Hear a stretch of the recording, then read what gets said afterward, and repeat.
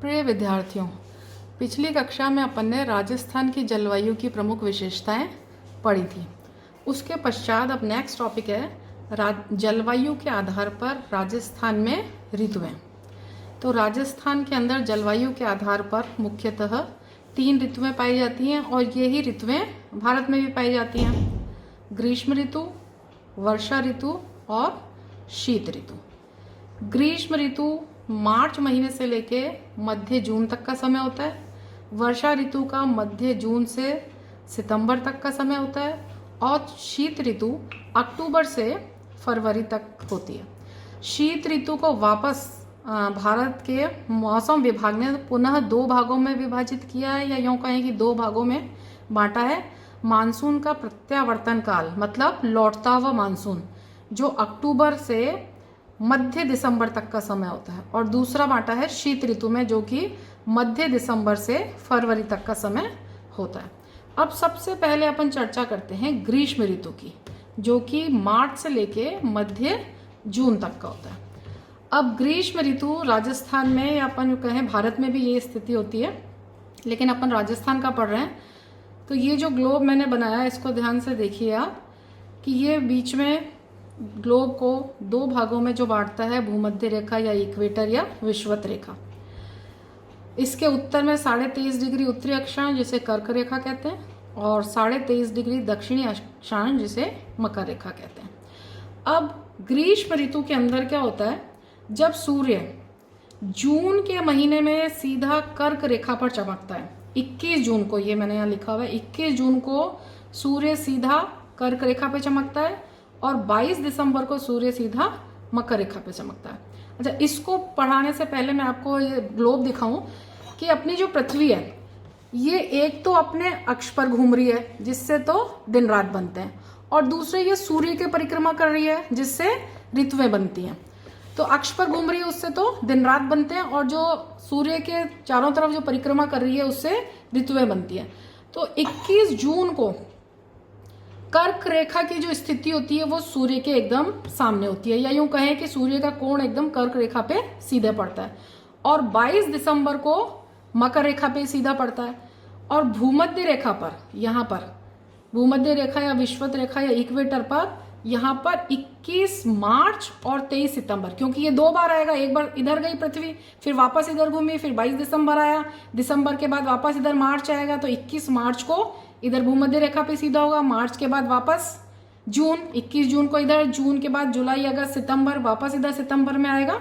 तो इस तरह से अपन यूं कहें कि 21 जून को सूर्य की किरणें कर्क रेखा पे सीधी पड़ती हैं, और 2 बार, वर्ष में 2 बार जो है 21 मार्च और 23 सितंबर को भूमध्य रेखा पे सीधी पड़ती हैं, और 22 दिसंबर को मकर रेखा पर सीधी पड़ती हैं।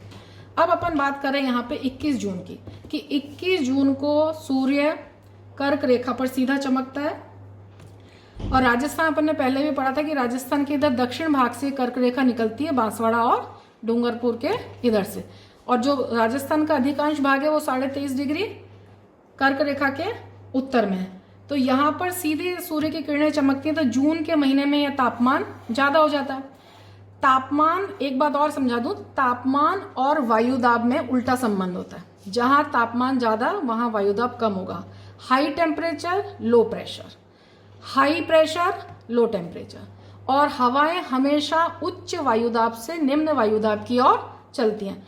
तो राजस्थान के इधर एक निम्न वायुदाब केंद्र स्थापित हो जाता है, क्योंकि यहाँ पे उच्च तापमान होता है, तो दबाव कैसा हो जाएगा, लो हो जाएगा, कम दबाव हो जाएगा।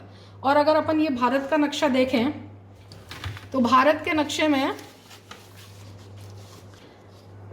यहाँ पे राजस्थान में निम्न वायुदाब केंद्र स्थापित हो जाएगा, और अपेक्षाकृत रूप से इधर अरब सागर में और बंगाल की खाड़ी में तापमान निम्न रहता है और दबाव उच्च रहता है। तो इधर से उच्च दबाव से निम्न दबाव की ओर पवनें चलने लगती हैं। ये अपन बाद में डिटेल में पढ़ेंगे, अभी अपन ग्रीष्म ऋतु पढ़ रहे हैं। तो ये ग्रीष्म ऋतु के अंदर यहाँ पे राजस्थान के अंदर तापमान बहुत अधिक हो जाता है। इधर चूरू में, अब राजस्थान का अपन ये देखिए, ये है राजस्थान का जून महीने की समताप रेखाएं, ये जो आप रेखाएं देख रहे हैं ये समताप रेखाएं हैं। समताप रेखाओं का मतलब होता है समान तापमान को दर्शाने वाली रेखाएं, उन्हें कहते हैं समताप रेखाएं। और जो समान दबाव को दर्शाती हैं उन्हें कहते हैं समदाब रेखाएं। तो ये जो समान तापमान को दर्शा रही हैं ये राजस्थान का जून महीने की समताप रेखा है। तो इधर से आप देखिए ये 42 डिग्री सेंटीग्रेड की समताप रेखा निकल रही है कि यहाँ से लेके गंगानगर और हनुमानगढ़ में 42 डिग्री सेंटीग्रेड से अधिक तापमान पाया जाता है। ये 40 डिग्री सेंटीग्रेड की समताप रेखा निकल रही है। वापस से इधर ये 40 डिग्री सेंटीग्रेड की है कि इस वाले क्षेत्र में 40 से अधिक तापमान पाया जाता है। इधर से इधर 40 से 42 डिग्री सेंटीग्रेड तापमान पाया जाता है इस क्षेत्र में। फिर आप इधर दक्षिण की तरफ देखिए ये 38 डिग्री सेंटीग्रेड की समताप रेखा है। उसके बाद 36, 34 और 32। तो सामान्यतः अपन ये कह सकते हैं कि राजस्थान में उत्तर पूर्व से दक्षिण पश्चिम की ओर तापमान कम होता जाता है, या यूं कहें कि इधर से अपन इधर की तरफ चलें तो तापमान बढ़ रहा है। अब राजस्थान की जो विशेषता है कि इधर पश्चिम में पूरा थार का मरुस्थल है, तो यहाँ पर जैसा कि मैंने पहले भी बताया था कि दिन में बहुत अधिक तापमान हो जाता है क्योंकि राजस्थान के अंदर महाद्वीपीय जलवायु पाई जाती है। महाद्वीपीय जलवायु का मतलब है कि यहाँ की जो रेत है वो दिन में बहुत अधिक गर्म हो जाती है और रात को बहुत जल्दी ठंडी हो जाती है। इसलिए राजस्थान के इस वाले भाग में दैनिक तापमांतर या अपन यूं कहें कि वार्षिक तापमांतर में बहुत अधिक अंतर पाया जाता है। तो ये हुआ यहाँ पे ग्रीष्म ऋतु। वापस से ध्यान से देख लीजिए कि राजस्थान के मानचित्र में दूसरी अपन बात करें कि राजस्थान में जो सबसे गर्म जिला है, जिले की बात करें तो वो चूरू है, और जो सबसे गर्म स्थान है वो फलौदी है, और जो सबसे गर्म महीना है राजस्थान में वो जून का महीना है। तो जो सबसे गर्म जिला वो चूरू, सबसे जो गर्म स्थान है वो फलौदी, और जो सबसे गर्म महीना है वो जून का महीना है। इसके बाद वर्षा ऋतु की, अब ये राजस्थान का मानचित्र आप देख रहे हैं, ये वर्षा ऋतु की समवर्षा रेखाएं। अब राज्य में क्या होता है, अप्रैल से मध्य जून तक जो सूर्य की किरणें हैं, जैसा मैंने पहले आपको बताया था इस मानचित्र में, सूर्य की किरणें इधर कर्क रेखा पे सीधी पड़ती हैं, तो यहाँ पर तापमान अधिक हो जाता है और प्रेशर कम हो जाता है। तो अगर एक न्यून वायुदाब का केंद्र इधर स्थापित हो जाता है पश्चिमी भारत में, अपन यूँ कहें कि पश्चिमी राजस्थान में, तो हाई टेम्परेचर यहाँ होता है तो क्या हो जाता है, लो प्रेशर हो जाता है। और इधर भारत का अपन मानचित्र देखें, इधर अरब सागर, इधर बंगाल की खाड़ी, यहाँ पे तुलनात्मक रूप से कम तापमान होता है, तो यहाँ पे हाई प्रेशर, तो हवाएं यहाँ से हाई प्रेशर से लो प्रेशर की ओर चलने लगती हैं। तो इधर राजस्थान में इधर अरब सागर से हाई प्रेशर से लो प्रेशर की ओर हवाएं चलने लगती हैं। यहाँ पे न्यून वायुदाब का केंद्र जो स्थापित हो जाता है। अब भारत का अगर अपन नक्शा देखें कि भारत के अंदर जो मानसूनी पवनें हैं ये जो दिखाई दे रही हैं, ये फेरल के नियम के अनुसार उत्तरी गोलार्ध में अपने दाहिनी ओर मुड़ जाती हैं इस तरह से। तो ये जो बंगाल की खाड़ी की तरफ आती है ये बंगाल की खाड़ी का मानसून कहलाता है, और जो अरब सागर से पवनें उठती हैं ये अरब सागर का मानसून कहलाता है। तो अरब सागर का मानसून जो इधर से सौराष्ट्र और गुजरात से प्रवेश करता है, इधर से प्रवेश करके राजस्थान में प्रवेश करता है। अब राजस्थान में इधर प्रवेश करके इधर अपन देखते हैं कि यहाँ पे अरावली पर्वतमाला है, तो ये मानसूनी पवनें अरावली पर्वतमाला के समानांतर उत्तर में और शिवालिक की पहाड़ी, हिमालय के शिवालिक रेंजेस तक चली जाती है, और यहाँ पे ये बहुत कम बारिश करती हैं। और ये जैसा कि अपन बहुत पहले भी कई बार पढ़ चुके हैं, ये राजस्थान को 50 सेंटीमीटर की समवर्षा रेखा दो भागों में बांट रही है। इसके पूर्व में 50 सेंटीमीटर से अधिक बारिश होती है और इसके पश्चिम में 50 सेंटीमीटर से कम बारिश होती है। अब दूसरी तरफ बात करें कि अरब सागर का जो मानसून था, अरब सागर की जो पवनें थी वो यहाँ पे बहुत कम बारिश करती है और सीधे निकल जाती है, क्योंकि अरावली पर्वतमाला इन पवनों के समानांतर है। और दूसरी तरफ से जो बंगाल की खाड़ी का मानसून आता है, तो जो बंगाल की खाड़ी से जो पवनें आती हैं वो इधर राजस्थान आते आते या तो बहुत शुष्क हो जाती है क्योंकि बहुत दूर है इधर राजस्थान, और जो कुछ भी थोड़ी बहुत बारिश होती है वो इधर दक्षिणी पूर्वी राजस्थान में होती है, जिसे पुरवैया कहते हैं। पुरवैया, पुरवैया या जिसे परवाई कहते हैं, ये इधर पूरब वाले बंगाल की खाड़ी वाले मानसून से होती है, इस वजह से। अब राजस्थान की अगर ये आइसोहाइट्स, आइसोहाइट्स मतलब समवर्षा रेखा, ये समवर्षा रेखा पहले अपन ने पढ़ी थी समताप रेखा, जो समान तापमान को दर्शाती हैं, जो अपन ने ग्रीष्म ऋतु का मानचित्र में पढ़ी थी। समताप रेखा समान तापमान को दर्शाने वाली रेखा है, और ये है समवर्षा रेखा। जहां जहां से रेखा निकल रही है यहाँ पे समान वर्षा होती है। अगर जैसे यहाँ पे 10 सेंटीमीटर लिखा है तो जिन स्थानों से ये रेखा निकल रही है वहां पे 10 सेंटीमीटर बारिश होती है, यहाँ पे 30 सेंटीमीटर। तो ये जो समवर्षा रेखा है इनको इंग्लिश में आइसोहाइट कहते हैं, समान वर्षा को दिखाने वाली रेखा।